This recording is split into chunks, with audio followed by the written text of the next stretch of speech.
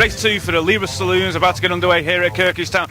It's Andrew Armstrong on pole position, who scored his first victory in race 1. Can he do it again?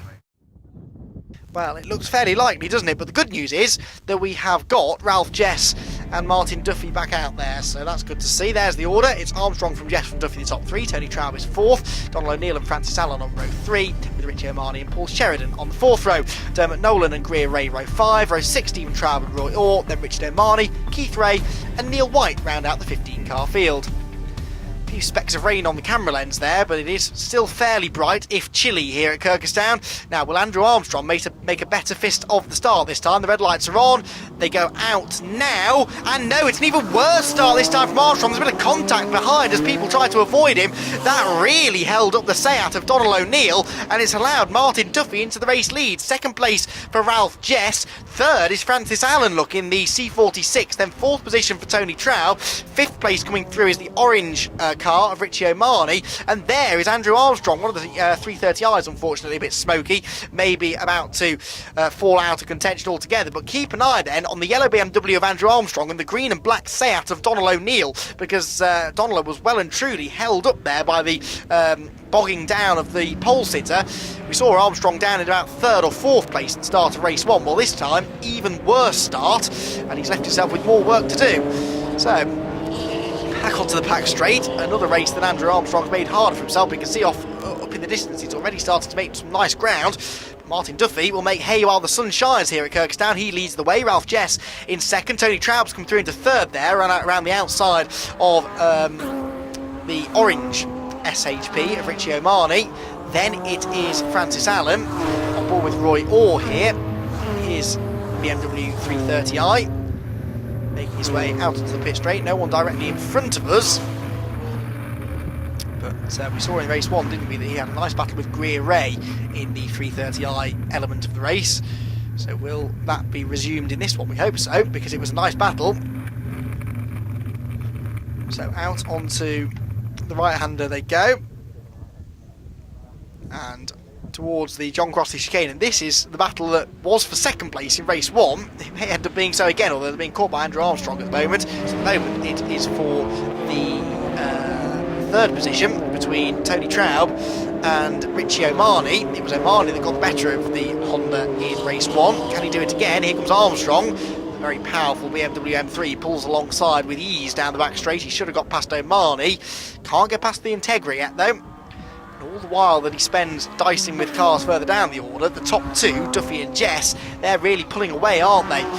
Very tight line taken by Tony Traub out of the head, and that's more traditionally the line you'd see taken by a rear-wheel drive car. That is a front-wheel drive Integra, surrounded by rear-wheel drive BMWs, of course, which do tend to get better starts than the front-wheel drive cars. Only if you get that bite point on the clutch right, which clearly Andrew Armstrong didn't in either race today. Through the right-hander, back down the straight towards Fisherman's, and Armstrong now needs to try and get this 3rd place away from Tony Traub as quickly as possible. If he can, then he's got half a chance of closing in on the leaders. He's up the inside here towards the chicane and actually made that look fairly easy in the end, didn't he? But can he now chase down the leading 2? Look at the distance they pulled. Now remember, both Martin Duffy and Ralph Jess in front of him, they had issues in race 1. They both retired into the pit lane with mechanical dramas, so we didn't really get to see the true pace of those two. But certainly in the early going, there's no doubt Armstrong is the quickest man here this weekend, but those two were sort of keeping with him within a few seconds or so. So they're not going to make it easy for him if and when he catches them. They're not going to simply pull over and say, yeah, go on Andrew, you can take the double race victory. They're going to want to fight for this one, so he's got past the cars that you would expect to be ahead of anyway. Now Andrew Armstrong's got those other 2 BMWs to dice with. Got to catch them first though, so the closest battle for the time being is this one for 4th between Traub and O'Mahony. And O'Mahony goes to the outside and sweeps right around the outside as he overshot the corner. Tons of understeer, will be on the curb as well, but he gets it together and gets the place away. But the Honda looks back at the inside. No, can't do it into Fisherman's. So it is the SHP that goes through, and look at the gap that already he's pulled on the Integra. Rear-wheel drive, that SHP as well, but very lightweight. So this 2-litre engine propels it quite nicely, and means it can compete with cars that have often far bigger engines, but as far as power to weight ratio is concerned, that's one of the best cars out there. So Armstrong turns his way into the hairpin. Then we have this fight for 4th position. It's Francis Allen in 6th and 7th for Donald O'Neill there. He's about to catch that BMW C46 and try to retake the position if he can. Already we're about quarter of the way through this race as well, so onto the pit straight. And certainly not running out of time is Andrew Armstrong to close in on the leading two and overhaul them, but he'll have a little bit more of a sense of urgency in this one than he had in the first race when he only had a couple of cars he had to overtake. Left himself with much more work to do, and it's not so much, as I said early on, it's not so much the amount of cars that he had to overtake that's the issue, it's the time lost dicing with cars just to try and get back into the top 3 that he's lost to the leading 2, so he's far from guaranteed to catch and pass them before the end of the race. Meanwhile, this 4th place squabble, a nice tight line there taken by the Honda Integra of Tony Traub. To the right and the left, back down the straight. This is the battle for the race lead. Martin Duffy and Ralph Jess, they've closed together as well. So we're talking about Andrew Armstrong like he's the only man that Martin Duffy has to worry about. Well, that is not the case, is it? Because, again, a far newer machine is Ralph Jess's BMW. And Ralph Jess, who, like Martin, retired to the pit lane in race 1. They both have the 3.2 litre BMW engine in the car, but of course it's a different model of car for Jess, and it's also a much newer car, so perhaps a little bit more sophisticated in the suspension department, maybe a bit more power squeezed out of that BMW 3.2 litre engine. No doubt Martin Duffy's car, though, as all of these cars, are brilliantly presented, and he's very quick, isn't he, through the middle part of the lap, through sort of Fisherman's and the chicane. Maybe lacking a bit in horsepower down the back straight. There's Armstrong, he's almost within striking distance, so he's going to catch them and more than likely get past them, but certainly it's going to create a much more competitive run at the front of the field than we saw in the first race, isn't it? Down into the braking zone, Jess still having to settle for 2nd place, but he's now watching his mirror more than he's looking out of the windscreen, and you can see that telling in the lead gap that Martin Duffy's pulling out. Now what Duffy wants to see is Ralph Jess put up a bit of a fight here and keep Andrew Armstrong at bay for a few laps, start defending, holding the both of them up. That would allow Duffy just to make the break and perhaps survive a bit longer out in front of this field, down through the first corner into Colonial again. On paper, a very simple layout here at Kirkistown, but it is very demanding just because of the speed and the bumps, and it's quite narrow as well. Armstrong had a peek to the inside there into Fisherman's. That was never likely to work from that sort of distance back. We saw earlier on he found a way into 3rd place by getting a better run out of that corner and getting up the inside into the chicane, so maybe that's what he needs to do, get Ralph Jess to defend on the way into a corner and then maybe use his superior power to get the run down the straight. He might be close enough to get alongside anyway this time on the run into the hairpin at the end of the back straight. Ralph Jess in 2nd, but Andrew Armstrong's found a gap up the inside. No, Ralph Jess says, I'm going to fight this one and I'm going to try and hang on to 2nd place for as long as possible, which he does. So on the exit of the corner, the yellow machine of Andrew Armstrong stays in behind. Blue flags waved as a slower car gets out of the way. Down into the first corner, and still the same order. Yes, it is. But Ralph Jess defending hard and putting on a good show as well, because he could quite easily have thought, well, Andrew Armstrong's been quicker than me all weekend, so I'm not going to make it too difficult for him. But this is saloon racing, and we know it's close. And if you defend in all the right places, it's not easy to overtake around here, but you see that's what Armstrong had to do, get Jess to defend into Fisherman's, run out wide on the exit, and dives up the inside into the chicane and makes it look fairly easy. So how much of a margin has Martin Duffy been able to build up whilst that's all been going on? Well, the answer, I fear, is not all that much. We're halfway through this race now. Can he defend for another 10 minutes or so from our dominant race 1 winner, Andrew Armstrong? Martin Duffy more than likely would have been his stiffest competition in that race. He was running 2nd at the time that he had that mechanical issue, and on the same lap Ralph Jess also pulled into the pit lane with problems, and suddenly Andrew Armstrong found himself with nearly a 30-second lead over anybody else. Well, this time around, touch wood, Duffy and Jess's cars seem to be running okay, so Armstrong will have a bit more opposition. He's proving his pace here though, because as soon as he got past Ralph Jess, look how he's leapt up onto the back of Martin Duffy. Can he try and get the better run out of the corner again here? You see he closes with more momentum. That's the extra downforce telling through that corner. The big split of the rear wing, meaning he can carry more speed through the corner. bigger wheels and tyres as well on that car, I think, for Armstrong as well. Tries to get the power down the back straight. Can he draw alongside Martin Duffy on the run into the hairpin? Duffy will surely defend the inside line, but then runs the risk of running wide on the exit of the corner, or is there a chink of an opening on the inside maybe for Armstrong? Jess just eased across to cover it. Now, as long as he's not wide on the exit, that doesn't allow Armstrong to get the run down towards Debtor's Dip. Should be okay. No, there is no room. There is no side-by-side action this time around. So Martin Duffy survives for another lap, and that's what this is going to be about now. There's no doubt Armstrong's quicker. This is all about survival for Martin Duffy and just placing his car in the right position. From that lap, it doesn't look as though Armstrong's got any sort of a straight line speed advantage down the back straight, because they're actually driving into a headwind today. Oh, Roy Orr there trying to stay out of the way, nearly got collected by both of the leading two. But yes, there's a stiff headwind down the back straight, which will actually be exaggerating the slipstream effect slightly. So if Armstrong did have any sort of a straight line speed advantage over Martin Duffy, you'd expect it to have told on that previous occasion, but it didn't. So if Duffy can just defend and not make any mistakes, he's every chance of holding off Armstrong in this one. Looks as though third place man Ralph Jess is falling a bit further back in third.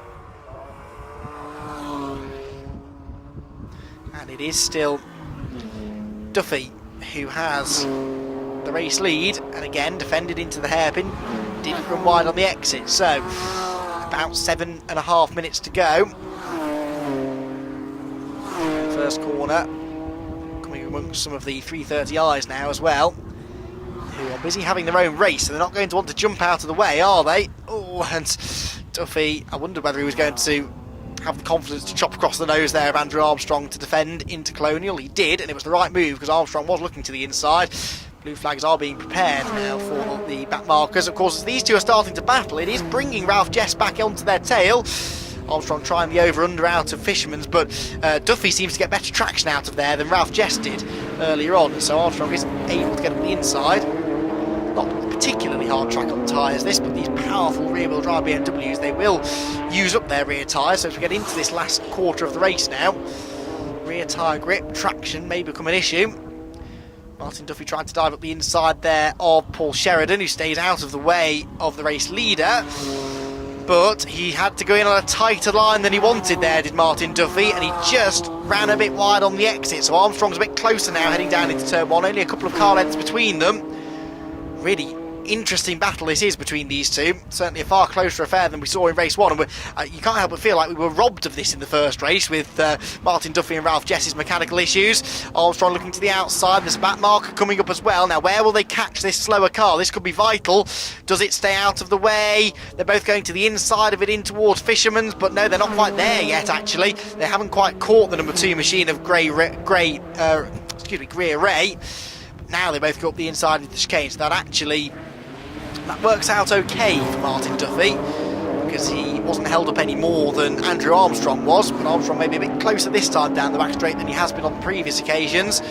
So we get this beautiful head-on shot of the cars coming towards us, and you can see that certainly Duffy is defending this time. Armstrong goes to the outside. Can he draw level on the way into the corner? No.